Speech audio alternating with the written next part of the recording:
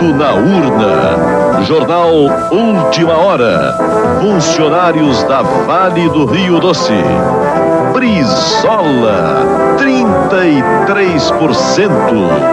O candidato dos poderosos chefões, 9%.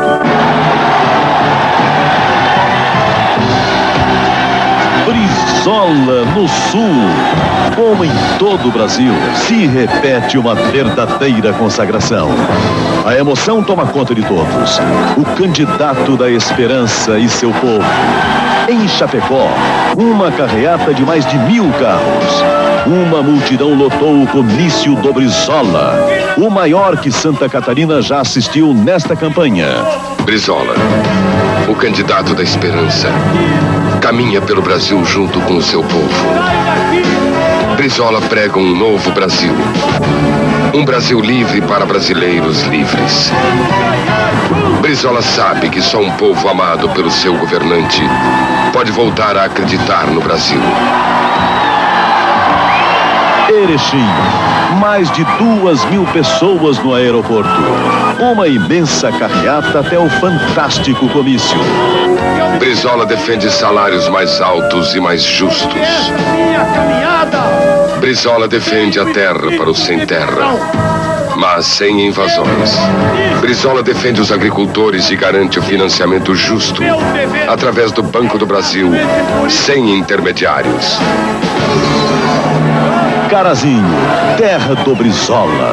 Uma cumplicidade de amor e esperança. Mais de 30.000 pessoas se concentraram para ouvir as mensagens do Brizola. Fala das crianças, sua grande prioridade. E promete CIEPs em todo o Brasil. Escola, alimentação e tratamento médico. Pede justiça para os professores. Passo Fundo. Um corredor humano seguiu Brizola por toda a cidade. O povo acredita na mudança. Acredita no Brasil.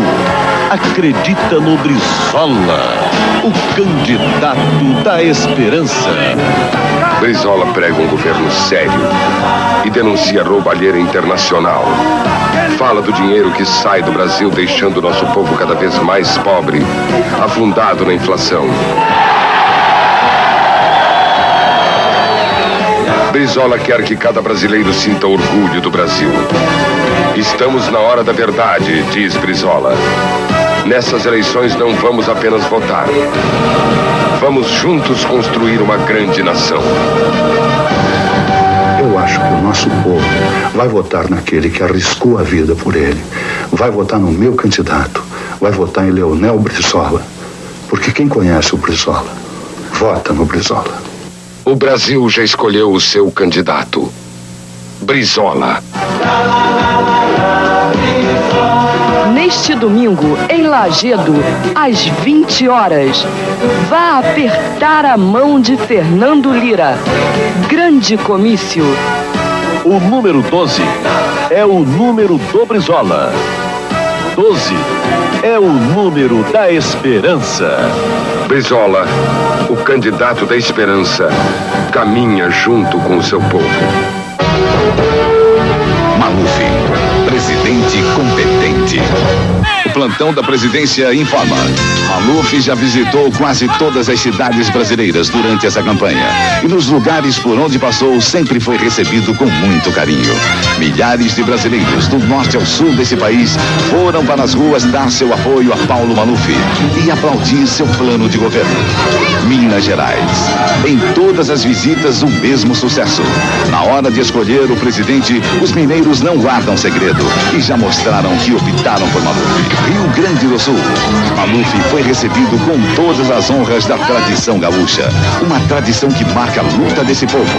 Um povo que já mostrou que quer preservar também o Brasil, votando em Paulo Maluf. Sergipe. Os nordestinos, esse povo trabalhador mais sofrido e muitas vezes esquecido pelo governo também levou seu apoio a Maluf. Nas ruas, nos comícios, Maluf foi recebido com muita festa e com toda a hospitalidade que a gente do Nordeste tem.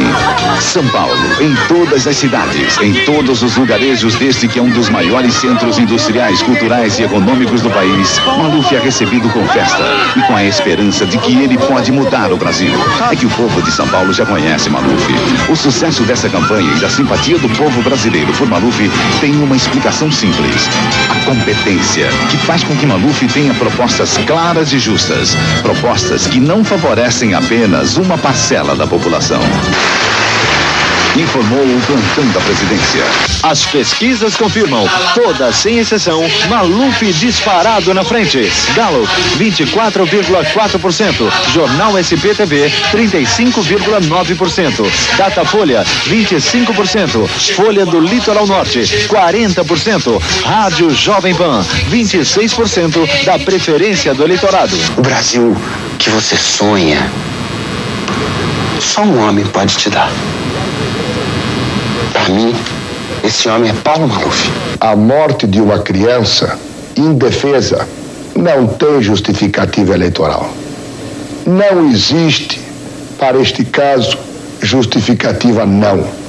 É incompetência, é descaso, é inexperiência, é despreparo para a vida pública. Eu sou Luísa Arundina, a prefeita de São Paulo. Eu vim a este programa para exercer o meu direito de resposta a calúnias e difamações que o candidato Maluf lançou contra a minha pessoa e meu governo. Ele usou a tragédia das famílias da favela Nova República com objetivos eleitorais. Pois bem, eu vou contar exatamente o que aconteceu. Aquelas famílias moravam numa favela junto de um aterro que há mais de 4 anos vinha sendo construído irregularmente. Havia uma ação de embargo na justiça contra os proprietários. Eu mandei que um muro de arrimo fosse construído para evitar exatamente o desabamento sobre os barracos e os proprietários nada fizeram. Nem mesmo pagaram as dezenas de multas que nós aplicamos contra eles. A tragédia aconteceu. Resta agora punir os culpados. Eu determinei que uma comissão de sindicância fosse instalada e eu vou às últimas consequências para identificar os responsáveis e para puni-los com todo rigor. Eu espero que a polícia faça o mesmo. Não só com relação ao senhor Jamanta, que era aquele que colocava quantidades cada vez maiores de terra, apesar da reclamação dos moradores daquela favela. Eu espero que aqueles que se escondiam atrás do senhor Jamanta, os proprietários do terreno, as construtoras, os incorporadores, sejam punidos pela sua responsabilidade e pela sua culpa. E a cidade de São Paulo tem dezenas de áreas com milhares de pessoas também submetidas a igual risco. É necessário que os especuladores imobiliários, que os gananciosos sejam rigorosamente punidos para evitar tragédias semelhantes em nossa cidade. Nós já determinamos que aquelas famílias fossem atendidas num conjunto da Coab para lhes dar uma condição digna e segura de moradia. E aquele que me acusa, o senhor Maluf, ele é parente dos proprietários do terreno. É dessa forma que pessoas como esse candidato se comportam e agem contra famílias indefesas que me conhecem. Elas sabem que durante todo o tempo de vida minha aqui em São Paulo, eu estive junto com eles, eu estive lutando com eles pelo direito à moradia. Então não é qualquer candidato, não é o senhor Maluf que vai me desacreditar diante do povo de São Paulo e do povo do Brasil e sobretudo diante dos trabalhadores que sabem do meu compromisso e da minha vida prática e ação concreta na defesa junto com eles dos seus direitos. Sou pai do candidato Eudes, médico. Peço ao povo brasileiro que seja iluminado e escolha um candidato experiente e competente para salvar o Brasil. Meus amigos, empresa estatal é igual a corrupção, mordomias, privilégios, tráfico de influências e empreguismo desenfreado de familiares e afiliados de políticos. Você quer que continue a ser assim? Então vote no Lula, pois o programa estatizante de seu partido, mantendo as atuais estatais e criando outras, só servirá para continuar estimulando a tudo isso que hoje nos revolta. Em 15 de novembro, não se deixe enganar, vote para mudar, vote certo com a experiência e a competência. E atenção! Você vai assistir neste instante um importante pronunciamento do senador Mário Covas sobre as mudanças na sucessão presidencial.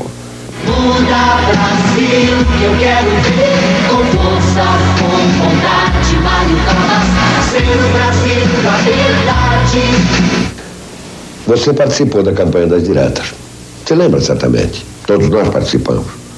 Foi talvez o mais lindo, o mais belo, o mais espetacular movimento de massa ocorrido neste país em torno de uma ideia política. Não tinha ninguém por trás dela, especialmente. Havia tão somente o povo que, em face de um regime que apodrecera, queria uma modificação, uma mudança que lhe permitisse as grandes transformações. Um pequeno grupo, o grupo de sempre, impediu no Congresso a aprovação das diretas já. E o povo, então, na sua sabedoria, disse aos grandes partidos de oposição, particularmente ao então PMDB: olha, o nosso ódio ao colégio eleitoral é menor do que o nosso amor a esse país. E se a maneira de mudar isso é ter que passar para o colégio eleitoral, vocês estão autorizados a fazer. Vou até adiante. Se for preciso para isso, se aliar com alguns que vêm destes 30 anos, podem até fazê-lo. E foi assim que uma série de pessoas tomaram carona na nova república. Foi assim que uma série de pessoas continuaram penduradas no poder, paradoxalmente, para que as coisas pudessem mudar. O destino nos levou Tancredo. E Sarney assumiu. No primeiro instante, sem muita possibilidade de manobra em face dos seus amigos. Mas aos poucos ele foi urdindo a tentativa de romper, de rebentar, de criar dissensões internas dentro dos dois grandes partidos que o apoiavam. Pegou o que havia de mais reacionário do PFL. Pegou o que havia de mais conservador, mais fisiológico dentro do PMDB. E, a rigor, formou a partir daí, não um partido, porque nunca teve possibilidade de fazê-lo, mas um aglomerado, cuja ligação básica se assentava sobre determinados postulados. Toma lá da cá, é dando que se recebe. A partir daí, criou-se o PSDB. Exatamente porque discutimos aquela hora que o PMDB deveria, fiel à sua história, rejeitar naquele instante aquele tipo de conduta. O fato de alguns imaginarem que se podia continuar aquele estado de coisas acaba se refletindo hoje no que ocorre com a candidatura de homens de bem, como Ulisses Guimarães, como Aureliano Chaves. E aí, esse mesmo governo, o governo dos compadres, os governos dos que sempre foram governo, o governo dos que não aceitam o jogo democrático em que há alternância no governo, urdir uma manobra de natureza eleitoral sem grande preocupação ao mal que isso faria à democracia. Com um veto, o presidente da República permitiu que até o último dia da eleição alguém possa ser candidato. Se se contar isso em qualquer país do mundo, se dirá que não é verdade. É como se, de repente, você tivesse uma corrida, maratona, 42 quilômetros. Os concorrentes, animados sob o sol inclemente, com sede, dando todas as suas energias, correm os 42 quilômetros.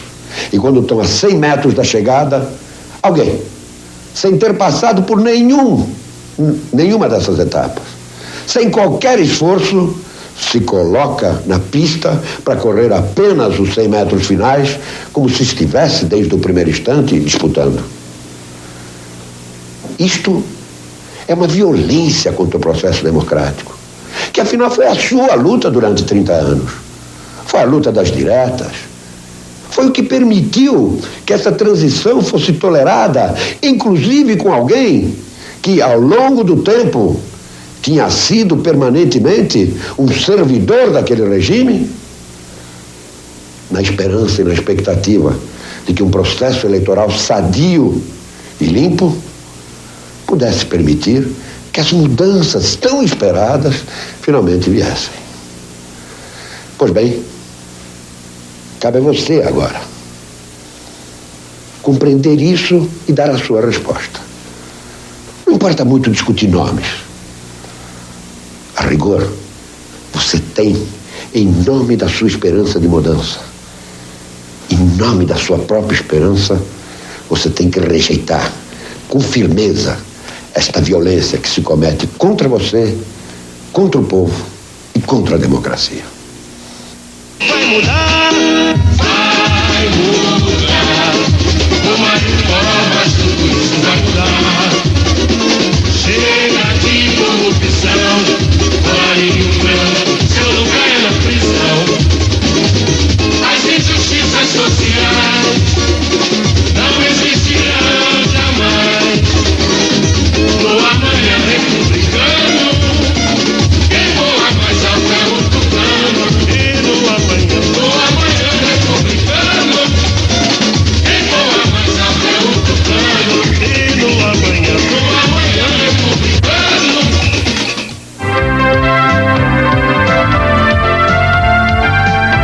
Ulisses 15, presidente.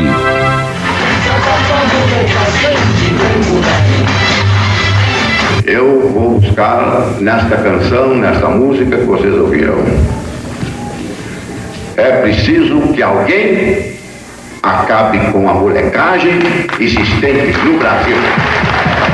Este alguém vai ser o PMDB.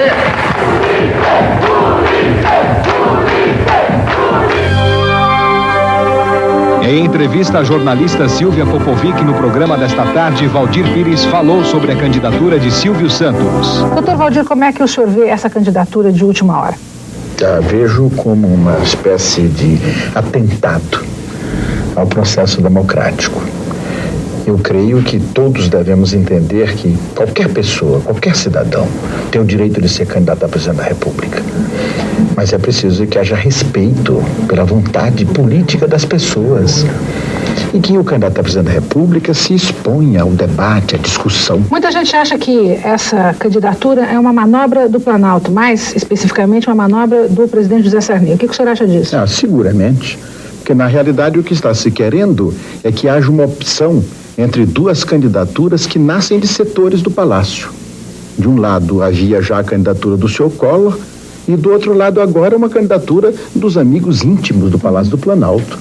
Isso é uma coisa intolerável, é a irresponsabilidade do Dr. Sarney com o processo da transição democrática neste país. Bem, mas então qual é a resposta democrática para essa situação? Em primeiro lugar, da denúncia, Silvia. A denúncia forte, vigorosa, que as forças democráticas façam à nação. Em segundo lugar, as forças democráticas repetirem o que sempre fizeram. Isto é, a união de forças delas todas, do povo brasileiro, para que nós ganhemos a batalha da democracia. E que esse processo eleitoral não seja degradado. Dia 15, vote no 15. Ulisses, presidente. A caminhada de Ulisses para a vitória no dia 15. Amanhã de manhã, Ulisses está em Dourados, Mato Grosso do Sul. Às 9h30, a carreata do aeroporto até o centro da cidade, onde Ulisses e Valdir participarão de um grande comício. À tarde, a caravana do PMDB vai ao Espírito Santo. Às 4h, Ulisses inaugura uma escola pública em Guarapari. Às 5h, chegada no aeroporto de Vitória e carreata até Vila Velha. Às 7h, o comício de Vila Velha com Ulisses, Valdir e as lideranças do PMDB. Na hora de votar, conte até 3. E pense qual é o candidato em que você pode confiar para ser o presidente do Brasil. Pense em quem lutou a vida inteira pela democracia e pela liberdade. Pense no candidato honesto, de mãos limpas. Pense no estadista, no político experiente. Esta é a cédula em que você vai votar. Conte até 3, de baixo para cima. 1, 2, 3. Ulisses Guimarães. O voto certo no homem certo. Já disse e repito, porque é verdade. Presidente da República sem Congresso Nacional não governa. Temos exemplo do que ocorre agora no Brasil. Não governa no Brasil, nem em qualquer democracia do mundo. Governo é presidente da República mais Congresso Nacional. Governo solidário, integrado, condominial, é o que ordena a Constituição. Ela repudia a ingovernabilidade do governo solitário, em que o destino de milhões de seres humanos depende de uma só cabeça. Mais do que no Brasil, essa presença do poder legislativo é muito maior nos 95% de países democráticos que adotam o parlamentarismo.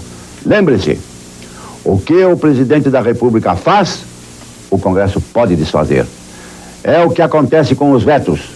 Recentemente, o presidente da República vetou os projetos aprovados pela Câmara dos Deputados e pelo Senado sobre a atualização de salários seus frente à inflação e a equiparação dos aposentados ao salário mínimo.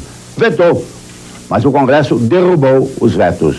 Coordenei o PMDB para essa derrubada a favor dos trabalhadores e dos aposentados. Em junho, Ulisses comandou o PMDB na derrubada de vetos do presidente Sarney a leis aprovadas no Congresso. Veja bem, o governo Sarney vetou leis que davam mais dinheiro aos trabalhadores e aposentados, leis que garantiam para o salário mínimo aumentos reais acima da inflação todos os meses, que garantiam para os aposentados reajuste dos benefícios com base no salário mínimo. O PMDB foi ao Congresso e derrubou, pelo voto, os vetos de Sarney. Em outubro, nova tentativa do governo de desvincular do salário mínimo os ganhos dos aposentados. Mais uma vez, o PMDB estava atento e impediu a manobra. O que o Congresso Nacional faz, o presidente da República não pode desfazer. Mas você pode. Se o Congresso Nacional aprova um projeto, você, com as assinaturas fixadas na Constituição, pode rejeitá-lo pelo chamado referendo, ou seja, pela votação popular. Verifique a democrática distribuição de poderes. Ninguém manda sozinho. Manda o presidente da República. Manda o Congresso Nacional. Você também manda. Lembre-se da absoluta necessidade dessa harmonia ao dar seu voto. Não vá, com seu voto, imprudentemente desobedecer à Constituição e o procedimento adotado pelas nações democráticas de todo o mundo, principal responsável por seu progresso. A maioria dos senadores e deputados são do PMDB. Na Assembleia Nacional Constituinte, essa maioria nunca decepcionou os eleitores. Com os votos dos parlamentares do PMDB, o povo brasileiro conquistou os mais importantes avanços em toda a sua história. Avanços principalmente na área social. À frente dos trabalhos da Constituinte, um comandante já conhecido de outras lutas do povo brasileiro, Ulisses Guimarães. O direito de greve, por exemplo, negado aos trabalhadores pelo uso da força, foi reconquistado. Sob o comando de Ulisses, a Constituinte aprovou o direito de greve com 436 votos. E o PMDB estava lá, com 246 desses votos. Os exemplos são muitos. A hora extra paga com acréscimo de 50% também mexeu nos interesses dos poderosos. Sob o comando de Ulisses, a proposta foi aprovada com 307 votos. 164 foram do PMDB. A ação do partido e de seu comandante não se limitou à área trabalhista. A liberdade de expressão foi reconquistada na sua plenitude e a Constituinte decretou o fim da censura no rádio e na televisão. Ulisses à frente, a censura acabou com 470 votos, 245 votos do PMDB. E foi pensando no bem-estar do povo brasileiro, mas em especial dos nossos filhos, das futuras gerações, que a Constituinte saiu em defesa do meio ambiente. A preservação e defesa do meio ambiente agora é dever do poder público. Também esta proposta foi aprovada sob o comando de Ulisses. Ela teve 450 votos. 247 foram do PMDB. A demarcação das terras indígenas também está garantida na Constituição. É tarefa que cabe ao governo demarcar as terras dos índios e protegê-las.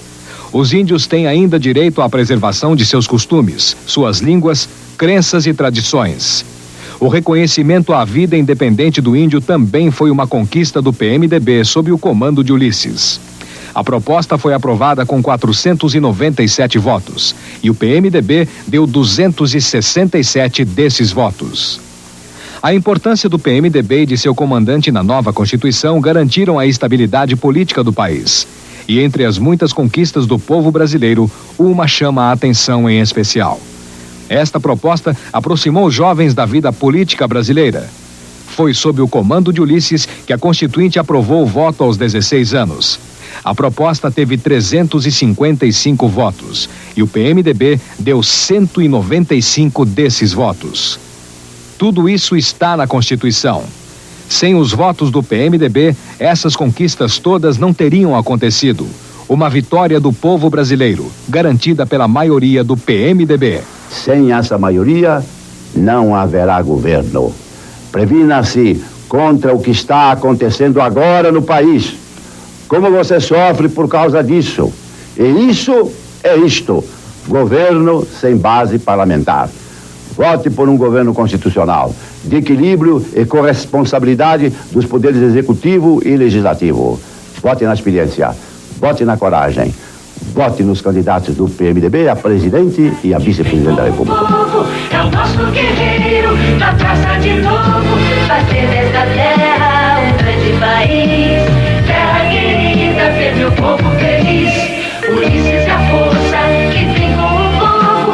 É o nosso guerreiro na luta de novo. Simbora, minha gente, meu povo de fé.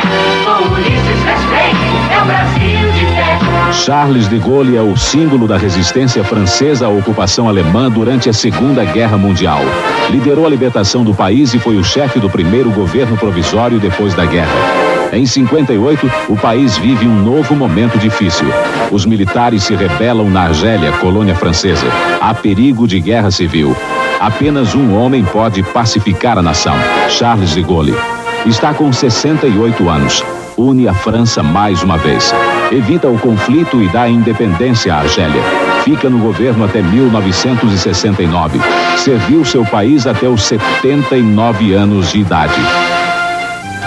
Em momentos difíceis, só a experiência resolve. Ulisses 15, presidente. Alô, Rio! Carreata é poluição. Participe da Bicicleata Verde. Domingo, às 10 da manhã, do Leblon ao Leme. Vamos pedalar com Gabeira. Gabeira! Peço licença, minha gente, para hoje falar com uma pessoa em particular. Com um homem que, desgraçadamente, ainda ocupa a presidência da República. Gostaria de tratar o senhor José Sarney com elegância e respeito. Gostaria, mas não posso. Não posso porque estou falando com um irresponsável, um omisso, um desastrado, um fraco. Quero que a nação saiba que estou falando com um cidadão de más intenções, que não dignifica o cargo que ocupa. A nação brasileira, minha gente, está chocada. O Brasil, pela luta de tantas gerações, na esperança de viver a glória deste momento histórico, não merecia ter o seu instante final manchado pela ambição e pela falta de grandeza de um dos piores presidentes que o nosso país teve a infelicidade de ter.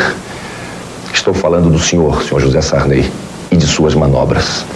Que direito tem o senhor de tumultuar a vida dos brasileiros e tentar transformar a escolha do primeiro presidente legítimo depois de 30 anos em uma brincadeira de programa de auditório?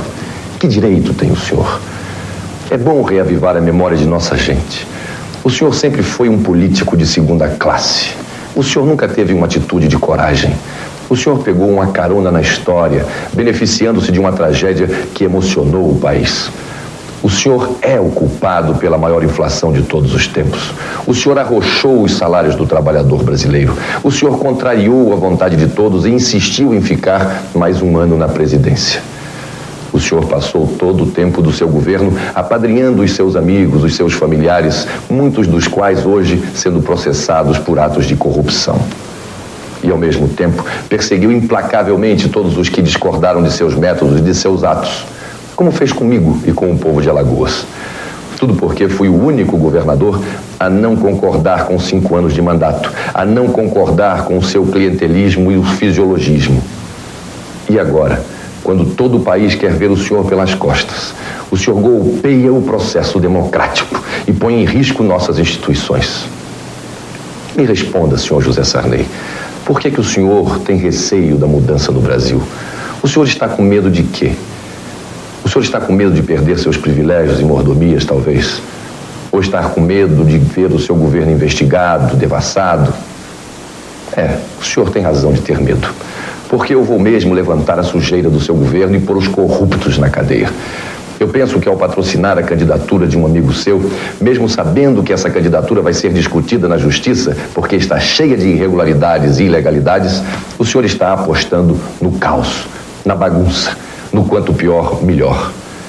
Queira Deus impedir este seu plano sinistro, que pode levar o conflito para as ruas, colocar a força contra o povo e, a pretexto de manter a ordem, baixar um novo ato institucional número 5, adiando as eleições e se perpetuando no poder como um ditador de opereta. O momento político seguia em ordem, minha gente, com os candidatos percorrendo o país e debatendo com o povo, com o processo democrático se consolidando. E agora, o senhor José Sarney quer instalar o tumulto. É preciso que a nação saiba que o senhor vetou a lei aprovada no Congresso e deixou em aberto o prazo para filiação partidária. Isto para permitir até o último momento o lançamento de algum nome que garanta a sua impunidade, a de seus amigos e a de seus familiares. Com este gesto, o senhor deixou a porta aberta para que as ambições pessoais brutalizassem a eleição para presidente. Mas nosso povo não é bobo, senhor José Sarney, e nem é cego. Nossa gente sabe que o senhor patrocinou esta trama, esta montagem, esta negociata, esta candidatura, Silvio Santos, com o estilo de um golpe do baú. O senhor, em 5 anos, não deu ao povo casa, não deu ao povo educação, não deu ao povo saúde, não deu ao povo transporte. O senhor não deu nada. Não deu nem dignidade, nem pão. E agora quer enganar o povo, senhor José Sarney, dando o circo? Pode perder suas esperanças. Nosso povo não vai deixar que o senhor continue no poder, diretamente ou por candidatos de última hora. Com o fim do seu governo, termina também uma triste fase da política brasileira. Com o início do meu governo, este país vai começar a mudar. As instituições voltarão a ser sérias e respeitadas. Vamos restabelecer a credibilidade e a confiança nos partidos e nos homens públicos. O Brasil vai voltar a crescer e o brasileiro vai ter de novo orgulho do seu país. Acabou o tempo da corrupção e do conchavo de políticos desonestos. Chegou, senhor José Sarney, a vez dos homens de bem. Chegou a nossa vez.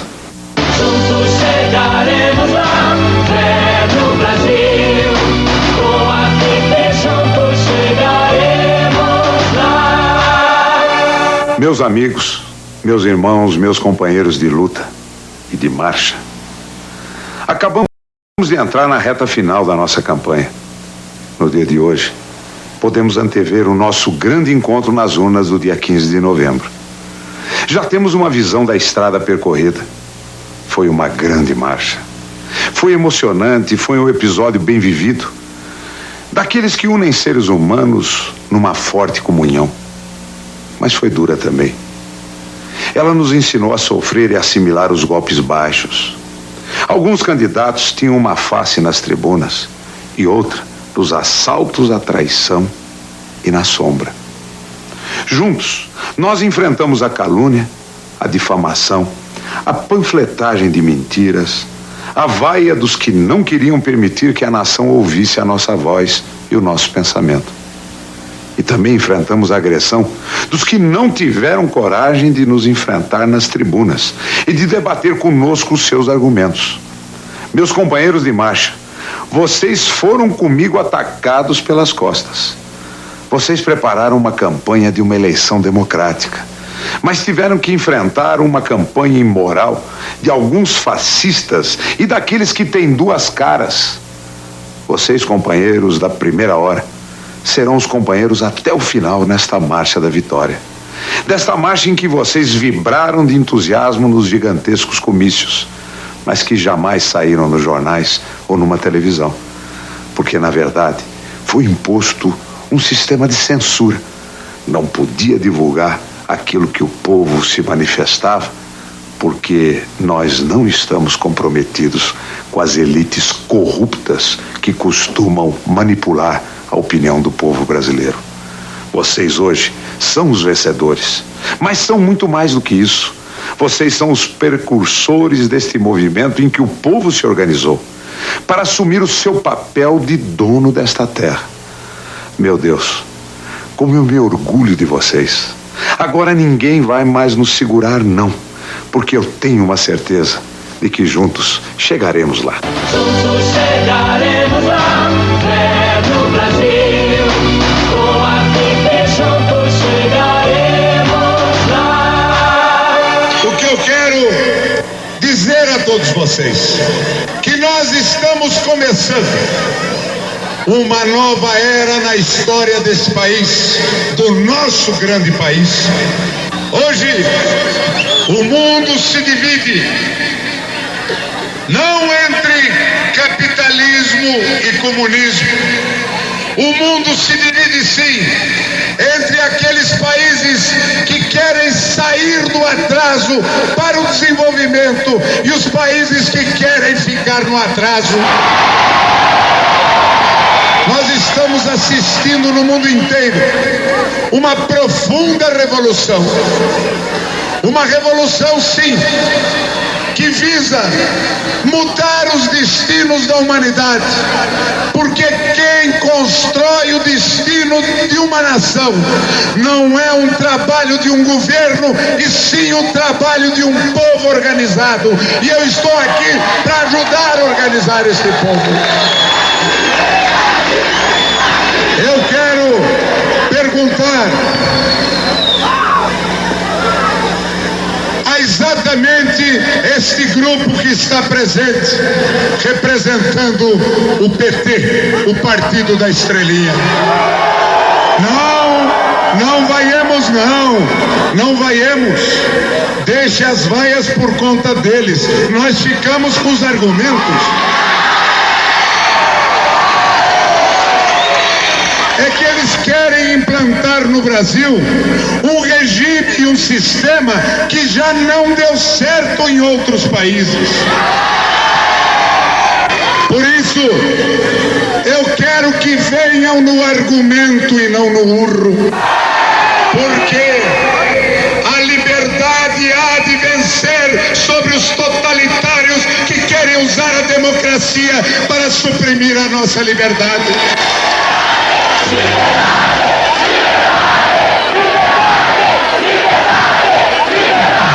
Do Brasil, a viver.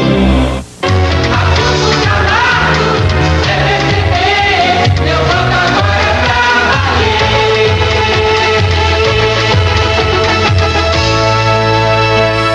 Esta é a cédula eleitoral. Conte comigo de baixo para cima. 1, 2, 3, 4, 5. Marque aqui. Vote 14. Vote Afonso Camargo.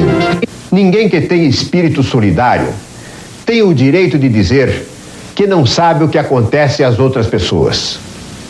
No Nordeste brasileiro, 41 milhões vivem com uma renda de apenas 54% da média brasileira. Metade da população não pôde se alfabetizar. Para cada 10 crianças que nascem, uma vai morrer antes do primeiro ano de vida. Esses 30% da população brasileira que vive no Nordeste são quase a metade dos pobres e mais da metade do nosso contingente de miseráveis. É um problema de todos nós, mais do que apenas um problema dos nordestinos. Na verdade, só os governos parecem desconhecer o que isso representa, em aviltamento da condição humana. Eu vou implementar para o Nordeste uma política voltada para o essencial: para a comida, para a saúde, para a casa e para a escola, buscando um desenvolvimento que signifique justiça social. É necessário entender também a justiça do privilégio orçamentário, indispensável à disponibilidade de recursos, e tomar medidas que impliquem soluções amplas, dar-lhes continuidade e valorizar o trabalho e a produção, evitando o desvio de recursos que nas últimas décadas enriqueceu ainda mais os privilegiados e sanguessugas. Esse compromisso será legitimado em um debate aberto com as comunidades nordestinas, com os políticos e os governos regionais, para que haja moralidade e eficiência na aplicação dos recursos. Assim faremos desaparecer do Nordeste a miséria absoluta, reduzindo as desigualdades, satisfazendo o básico e preparando os nordestinos para que resistam às secas em melhores condições. Iremos trabalhar para que todas as crianças tenham escola, ao menos nas 4 primeiras séries do ensino fundamental. Para que o SUDES, recolocado nos trilhos da correta aplicação de verbas, preste os serviços essenciais de saúde e o absurdo das doenças endêmicas caminhe para a erradicação. Vamos fazer com que água e esgotos não sejam apenas um sonho e haja respeito à população nordestina. E mais, vou executar uma reforma agrária que permita o acesso à terra aos pequenos produtores e trabalhadores rurais, que aproveite o potencial de água com os benefícios da irrigação, integrando as atividades agrícolas aos projetos industriais e o desenvolvimento rural com as comunidades do campo. Vou realizar uma política competitiva de industrialização, para que a indústria nordestina vá além de mero complemento à do sul do país, buscando a tecnologia e o aumento da produtividade. É muito mais do que se precisa. É muito mais do que se pode fazer. Mas o importante mesmo é fazer o Nordeste existir a nível de governo. Não podemos aceitar de forma alguma a existência de um lado de contemplados e de outro lado de deserdados. Porque a prece do homem do Nordeste, pelo milagre da chuva, deve ser também a nossa prece. Porque os crimes praticados contra os nordestinos são também os nossos crimes. Porque as crianças que morrem de fome são também as nossas crianças. Porque o futuro do Nordeste é o nosso futuro. E porque a nossa esperança deve ser a esperança de todos. Afonso Camargo não aceitou morar nos palácios da Península dos Ministros quando foi escolhido por Tancredo Neves como ministro dos Transportes. Afonso Camargo recusou-se a receber ajuda de custo pela convocação extraordinária do Senado Federal em fevereiro deste ano. Devolveu aos cofres públicos o que depositaram em sua conta.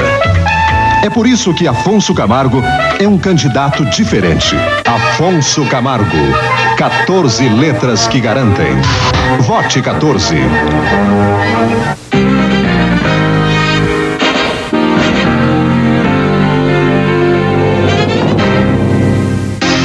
No horizonte há uma luz brilhando, é a esperança que já vai chegar. Há tanto tempo estamos esperando, está na hora do Brasil mudar. Uma queixa comum a quase todos os eleitores. Os candidatos têm comportamentos diferentes no palanque e no palácio.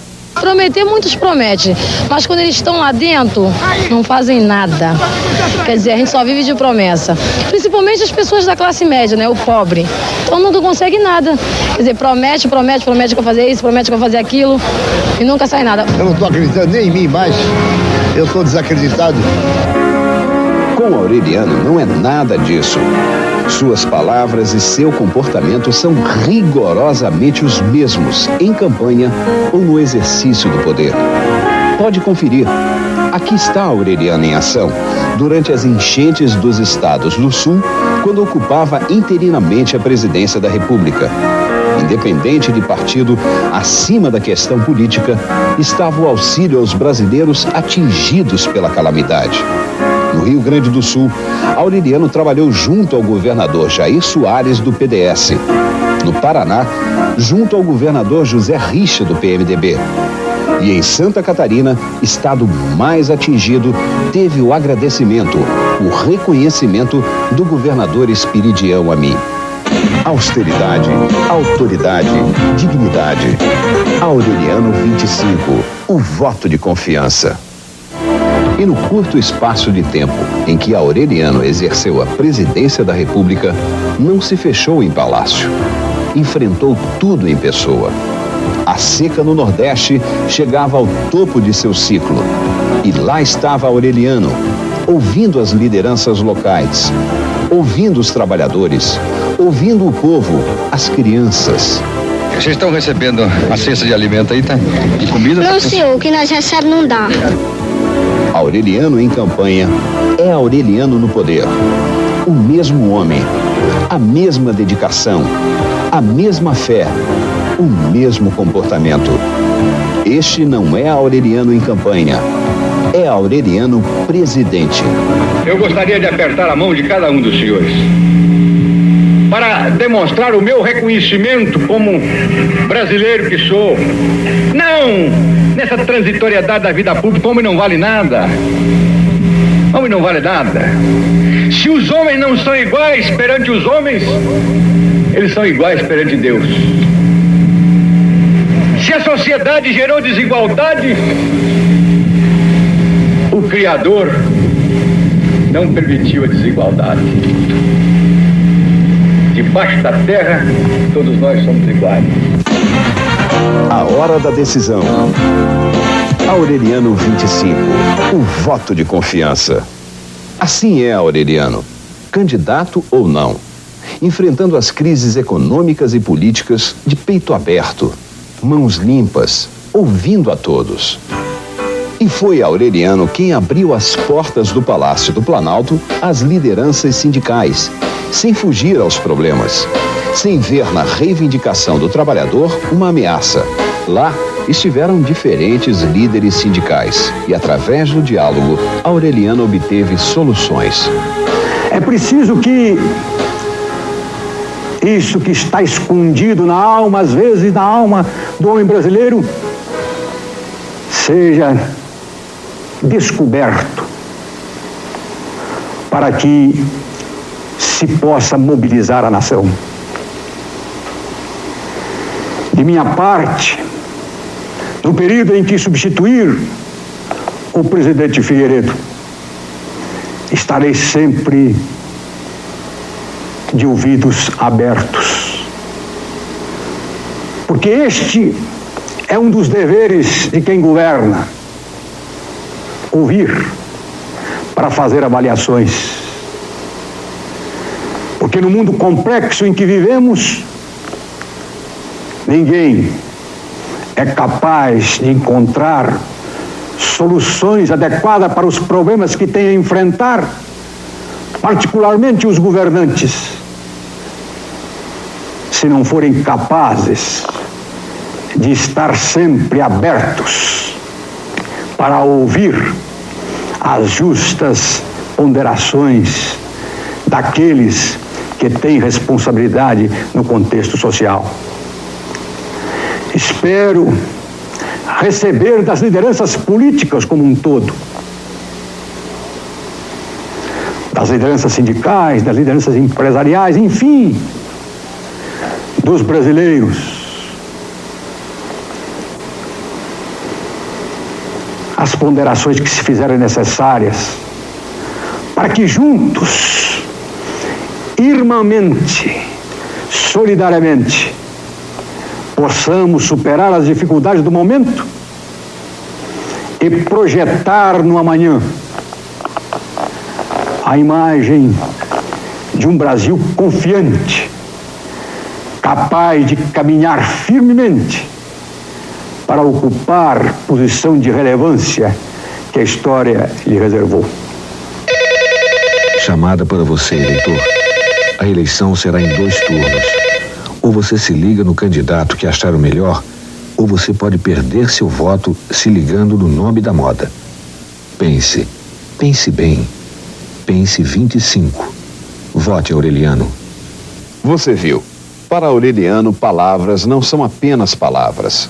Para Aureliano, o homem deve se comportar no poder como fala em campanha. Para Aureliano, assim, bastou uma passagem rápida pelo poder para que, com seu comportamento, com seu exemplo, ter mais de 50% das intenções de voto do povo brasileiro. Aureliano teve estes índices pelo que realmente fez e não pelo que falou ou prometeu.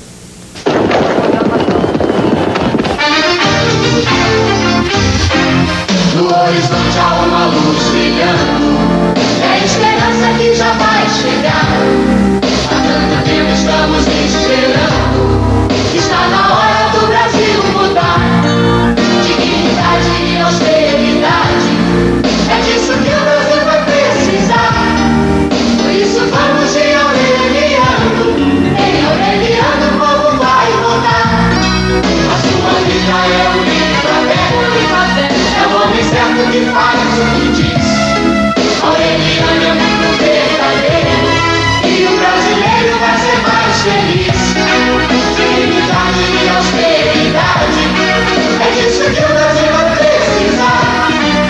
Por isso vamos ser Aureliano, em Aureliano o povo vai votar. Por isso vamos ser Aureliano, em Aureliano o povo vai.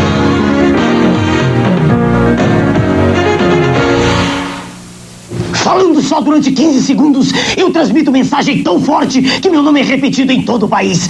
Imagine o que eu farei no poder, trabalhando 14 horas por dia, todos os dias, como sempre trabalhei, tendo 5 anos à minha disposição. Meu nome é Enéas. Minha gente, vamos continuar conversando hoje sobre o caso Lubeca. Vocês se lembram? Quando eu perguntei ao candidato do PT, num debate na televisão, quanto ele estava gastando na sua campanha? Vocês lembram da resposta? Ele resolveu ironizar, fazer graça. Disse que estava gastando menos do que valia o meu cavalo branco. Hoje, meu povo, eu confesso a minha surpresa. Eu não sabia que meu cavalo valia tanto. Pois só da Lubeca, o PT recebeu 1.300.000 cruzados novos. Quando eu fiz a denúncia dessa negociata, vocês se lembram, o vice-prefeito, o senhor Greenhal, ficou histérico nos bastidores da televisão, o que me obrigou a colocá-lo em seu devido lugar.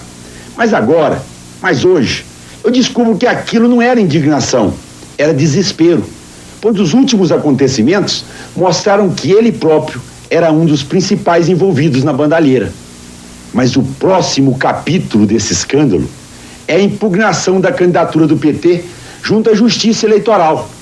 Vejam aqui, nesse livro da Legislação Eleitoral e Partidária, no artigo 1º, deixa bem claro, são inelegíveis para qualquer cargo eletivo, e na letra L, os que tenham comprometido, por si ou por outrem, mediante abuso do poder econômico, de ato de corrupção ou de influência no exercício de cargo ou função da administração, direta ou indireta, ou de entidade sindical, a lisura ou normalidade de eleição, ou venham a comprometê-la pela prática dos mesmos abusos, atos ou influência.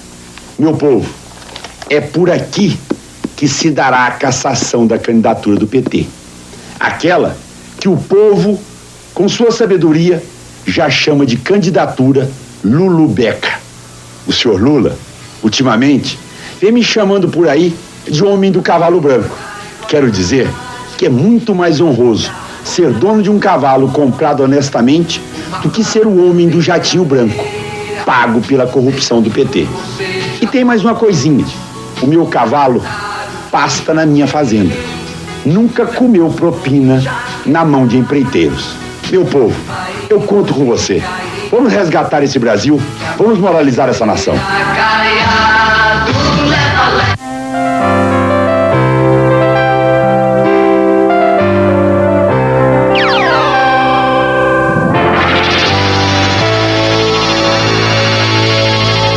No dia 1º de abril de 1964, um grupo de oficiais vindo do Clube Militar atravessou a Avenida Rio Branco e aqui encontrando um antigo busto do presidente Juscelino Kubitschek, derrubou-o e começou a chutá-lo pela Cinelândia.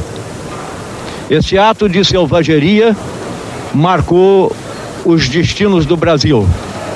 Só com o fim da ditadura militar terrorista, o movimento de mobilização nacional teve oportunidade de repor o busto no seu devido lugar e homenagear aquele que foi o maior presidente que o Brasil já teve e o grande construtor do Brasil moderno. Hoje, este movimento chama-se Partido da Mobilização Nacional e o seu objetivo é o mesmo objetivo que fez do Juscelino grande presidente: transformar este Brasil, de um país pobre que é, na grande e soberana nação que pode vir a ser.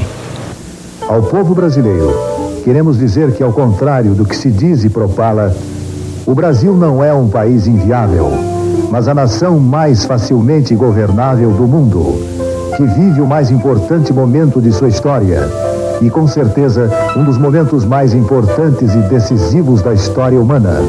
Para onde for o Brasil, neste momento, irá a América Latina, irá o terceiro mundo e irá a própria humanidade. Para realizar essa transformação radical na história da humanidade, temos de começar agora a grande mobilização que fará com que o Brasil assuma o comando da luta pela libertação dos povos oprimidos. É inadiável o confronto entre as nações exploradoras e os povos explorados. O terceiro mundo é infinitamente mais rico e mais forte que o primeiro e o segundo mundo juntos.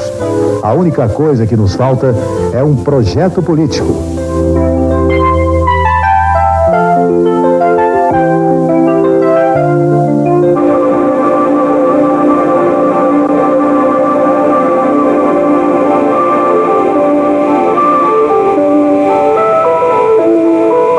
Mulheres do Brasil, não há mulheres indecisas. Cautela e prudência são decisivas na eleição.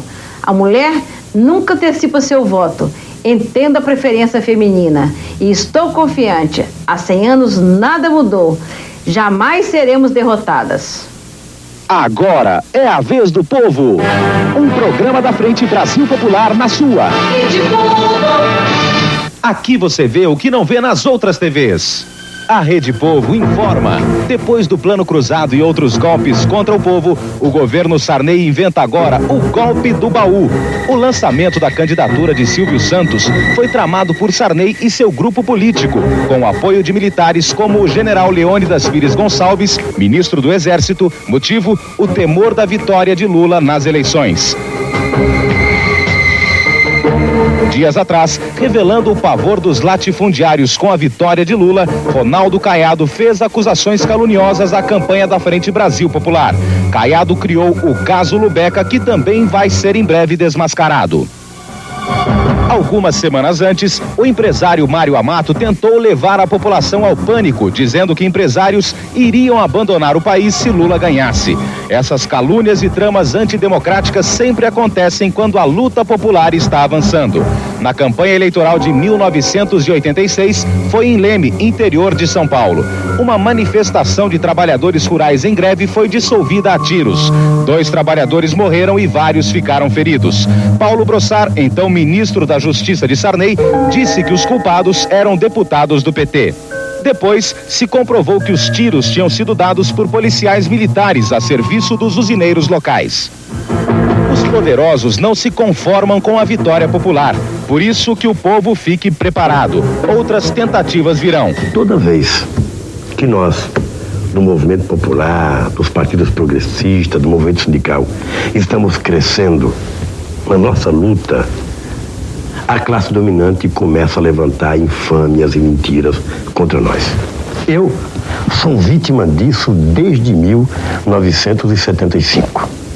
Quando comecei a me projetar no movimento sindical, cada luta que fazíamos individualmente numa fábrica ou coletivamente na categoria, nós éramos vítimas de panfletagem, de calúnias, de mentiras, de reuniões de chefia, de direção de empresa, tentando criar uma imagem negativa da nossa luta.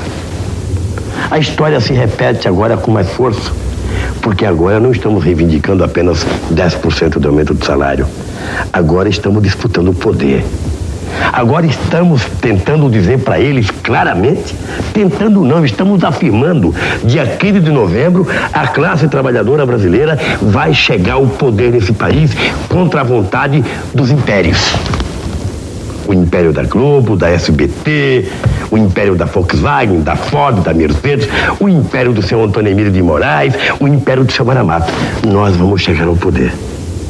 E aí eles tentam evitar, tentando difamar a nossa honra, tentando difamar 2 valores fundamentais que norteiam a minha vida e que norteiam sobretudo a vida do meu partido e da Frente Brasil Popular: a nossa moral e a nossa dignidade. E por que eles tentam fazer isso? Exatamente porque eles sabem que eu sou o único candidato que vou mexer com os privilégios deles. Qualquer um outro que ganhar, eles não perdem nada. Mas eles sabem que a vitória do Lula, para colocar um pãozinho a mais na mesa de um trabalhador que não tem um pão, significa tirar o pão da mesa deles. E é disso que eles têm medo, porque eles não querem perder o privilégio. Pode estar certo. Pode ter a certeza absoluta que nós vamos mudar a situação desse país. Mesmo porque a experiência já mostrou para vocês, eles nos acusam antes e depois que passam as eleições, A própria justiça deles prova a nossa inocência. Eles estão com medo. Aí inventam a coisa do dólar, inventaram a coisa de Leme em 86, inventam a coisa do efeito estrela que aumenta o ouro, que aumenta a especulação, inventa a história da fuga de empresários para o exterior, inventa a história da fuga de capitais, inventa o caso da favela Nova República, inventa o caso Lubeca, eles inventam o Diaba 4. A única coisa que eles não inventaram foi uma fórmula para evitar ele perder as eleições de 15 de novembro. Porque essa fórmula está na consciência de cada um de vocês. Eles não querem que a gente ganhe. E nós não precisamos deles. Vocês querem e nós precisamos de vocês. Por isso, vamos vencê-los. Vote no primeiro. Com Lula, o povo vai para o segundo turno. Domingo, comício em Campinas, às 5 da tarde. Brilha nossa estrela. Você acabou de assistir mais um programa da Frente Brasil Popular. Direito de resposta. Os negros vieram escravos para o Brasil aos milhões. Muitos morreram, sofreram muito, mas também construíram a riqueza material do país, entraram na cultura desse Brasil, não voltaram para a África, ficaram aqui, não lhes foi dado terra, nem educação apropriada, nem nada. É preciso agora que esse pessoal se integre definitivamente à vida brasileira, com força política, com riqueza econômica e etc. O socialismo moreno, Leonel Brizola, tentou aprofundar essa discussão no Brasil. Na presidência da República, tenho certeza que ele vai voltar a fazer a nossa sociedade discutir isso com grandeza. Eu justifico meu voto para Brizola com apenas um item.